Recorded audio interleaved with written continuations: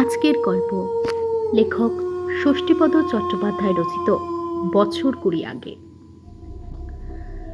এই গল্প যারা পড়বে তারা সকলেই হয়তো এক বাক্যে বলবে, স্রেফ চমক সৃষ্টিকারী মস্তিষ্কপ্রসূত একটা ঘটনা মাত্র।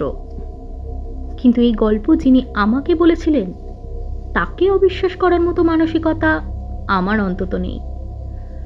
ঘটনাকালও খুব বেশি পুরনো দিনের নয়, মাত্র বছর 20 আগেকার কথা।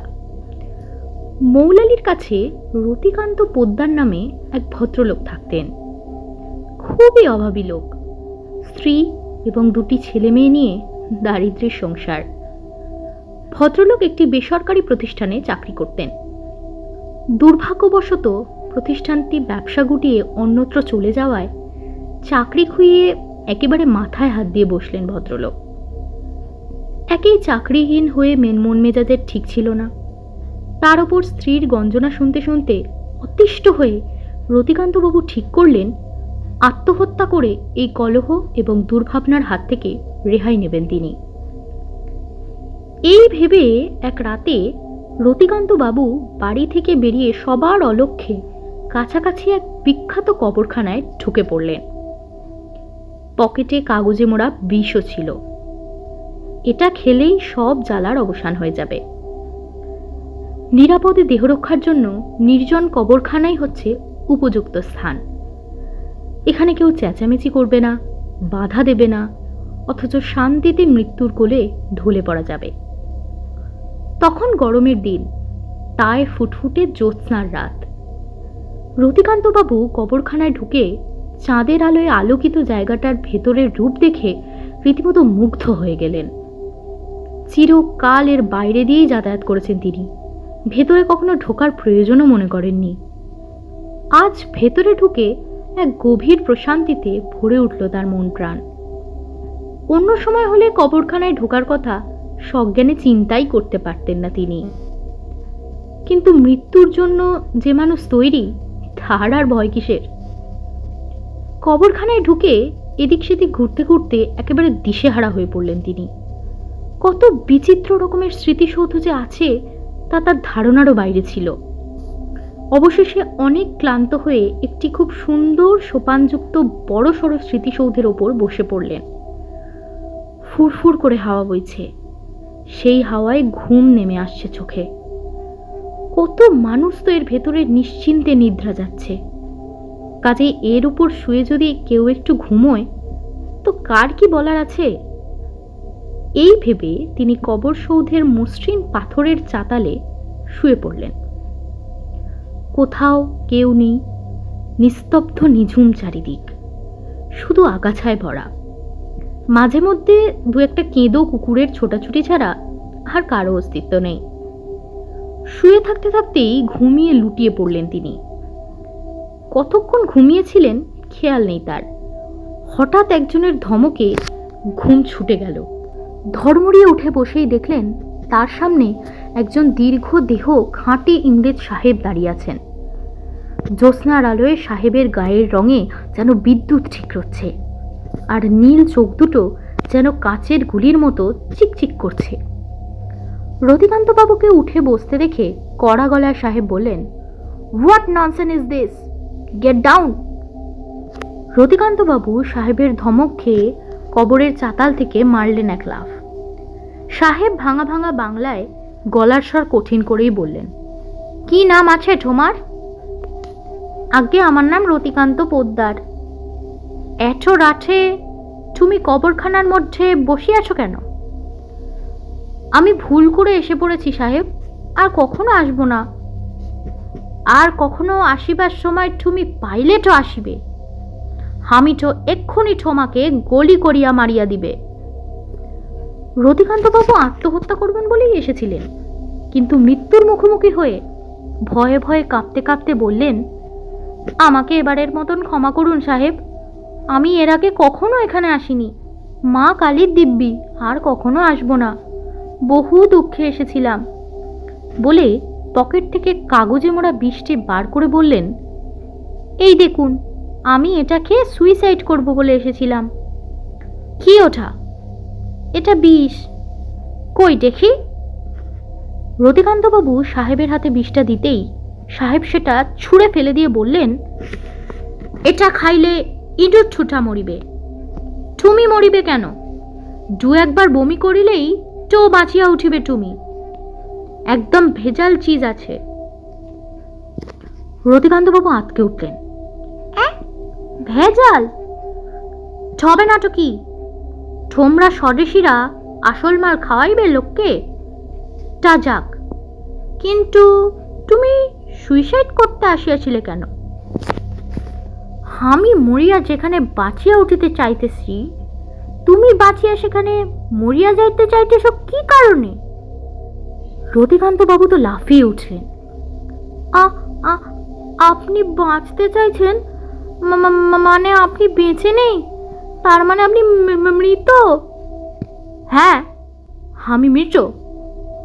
বাঁচিয়া থাকিলে কি এই রাত দুপুরে তোমার সঙ্গে এখানে নকশা মারিতে আসিতাম? তুমি যে কবরের ওপর শুয়ে আছো, এইটাই আমার কবর। রতিকান্ত বললেন, বুঝেছি। তা আপনি কতদিন আগে মরেছেন সাহেব? তাহা শুনিয়া তোমার লাভটা কি? তোমরা স্বদেশীরা একদিন হামাকে গলি করিয়া মারিয়াছিলে। তা হতে পারে, তবে আমি কিন্তু স্বদেশী নই সাহেব। দেশ এখন স্বাধীন হয়ে গেছে। আমি আপনাকে মারিনি, মা কালীর দিব্যি। দয়া করে আমাকে ছেড়ে দিন সাহেব। Damn fool bloody idiot!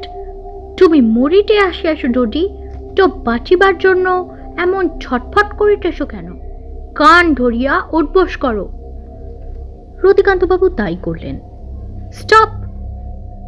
এইবার আমাকে সট্ট করিয়া বলো, তুমি এইখানে মরিতে আসিয়াছিলে কেন? রতিকান্তবাবু বললেন, আমার দুঃখের কথা কি আর বলবো সাহেব। বড় কষ্টে দিন কাটছে আমার। খুব গরিব লোক আমি, তার উপর চাকরিটা খোয়ালাম। চাকরি খোয়াইলে কেন? চুরি করিয়াছিলে না ঘুষ খাইয়াছিলে? ওসব কিছু নয় সাহেব, কোম্পানিটাই উঠে গেল। ফের মিথ্যা কথা বলিতেছ? উঠিয়া গেল না উঠাইয়া দিলে? কোনো কোম্পানি কি শুধু শুধু উঠিয়া যায়?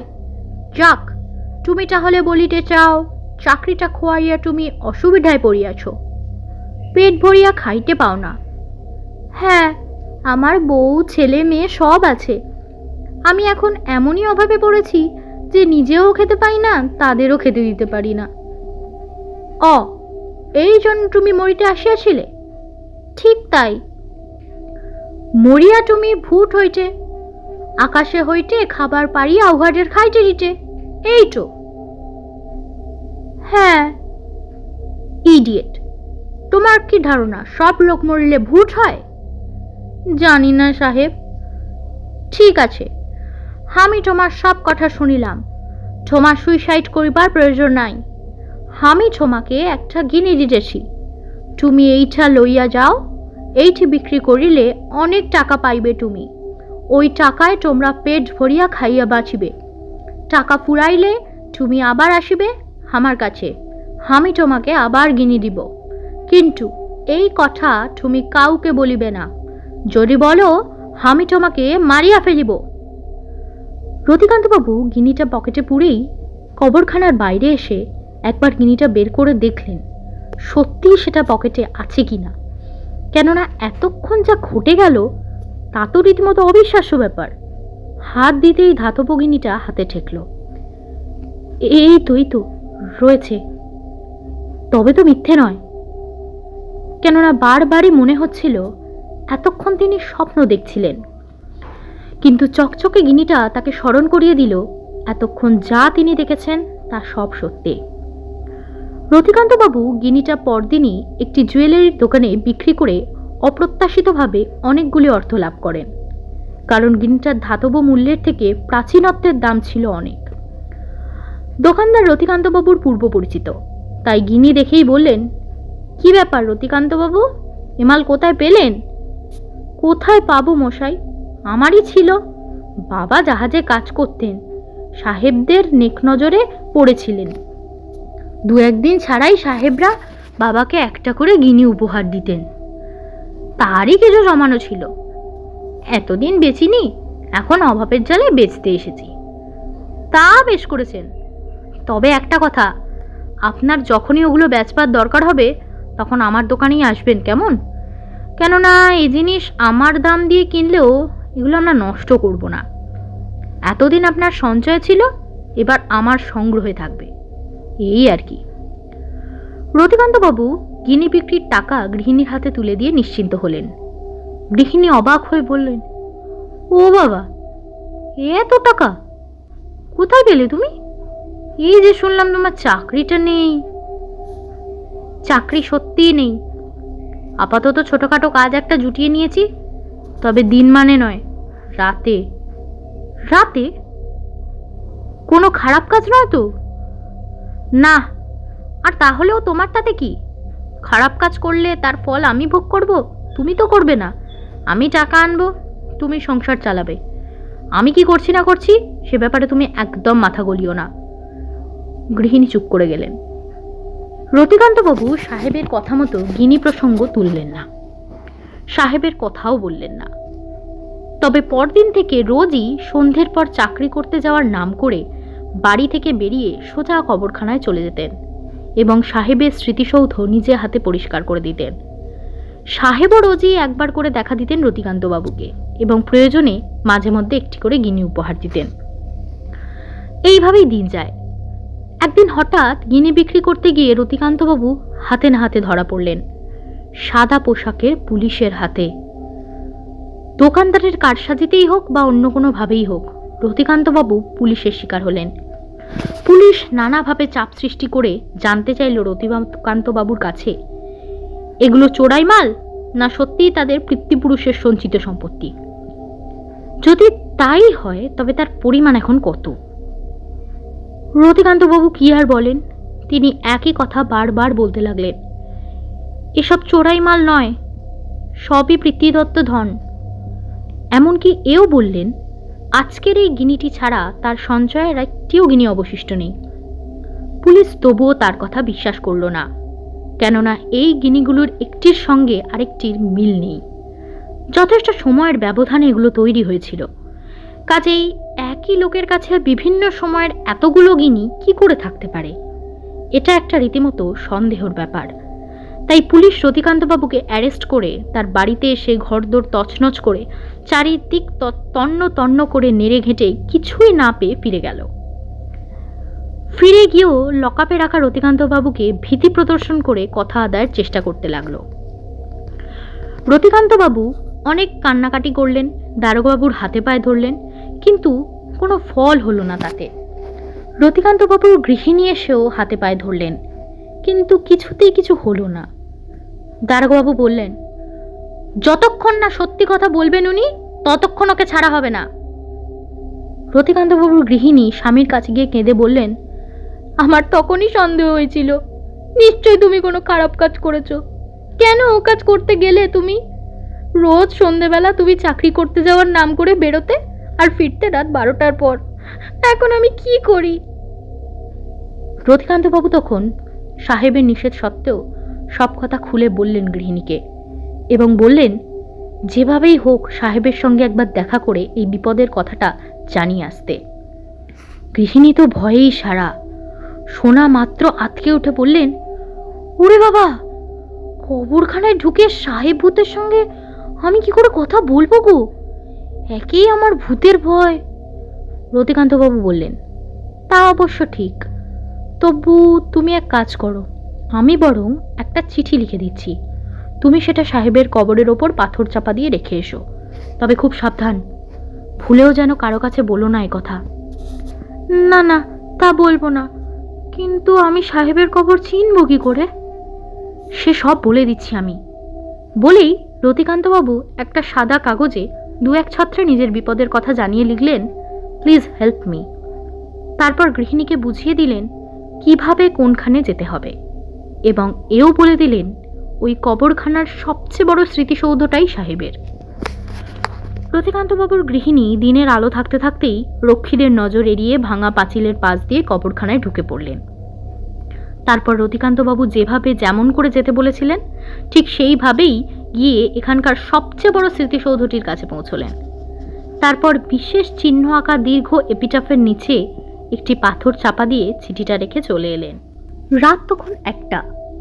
থানার লকআপের ভেতরে দারোগাবাবু রতিকান্তবাবুকে জিজ্ঞাসাবাদের পর জিজ্ঞাসাবাদ করে চলেছেন, আর রতিকান্তবাবুও সেই একই উত্তর দিয়ে যাচ্ছেন।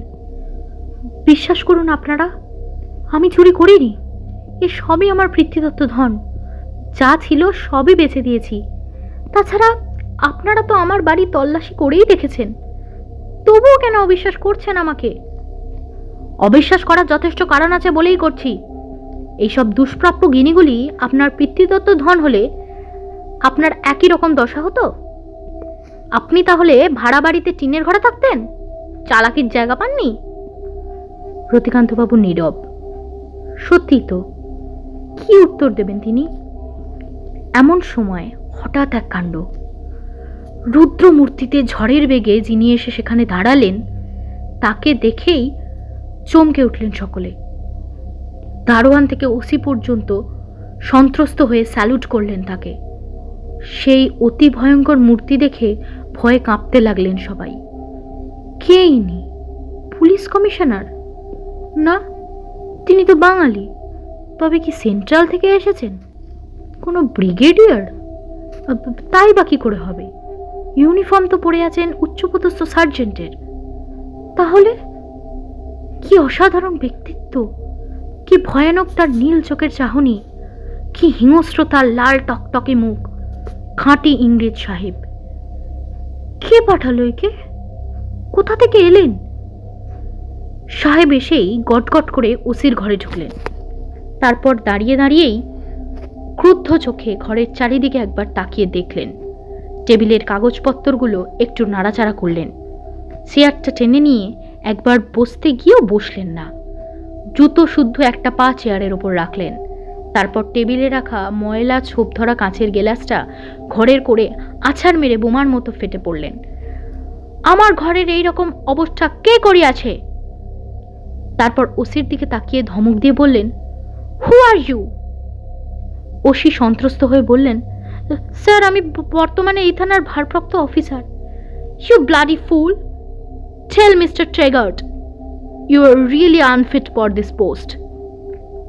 তারপর গোটা থানার চারদিক ব্যাঘ্র বিক্রমে ঘুরে ফিরে দেখে লকআপের কাছে এসে রতিকান্তবাবুর দিকে তাকিয়ে ওসি বললেন, এই লোকটাকে তোমরা ধরিয়া রাখে আসো কেন? একে আমরা স্মাগলার সন্দেহ করে ধরে রেখেছি sir. Bloody fool! He is a very good man, I know him. যদি ভালো চাও তো তোমরা এক্ষুনি ইহাকে ছাড়িয়া যাও। বলার সঙ্গে সঙ্গেই ছেড়ে দেওয়া হলো রতিকান্তবাবুকে। লকআপ থেকে বেরিয়ে রতিকান্তবাবু দেতো হেসে সাহেবকে একটা স্যালুট দিলেন।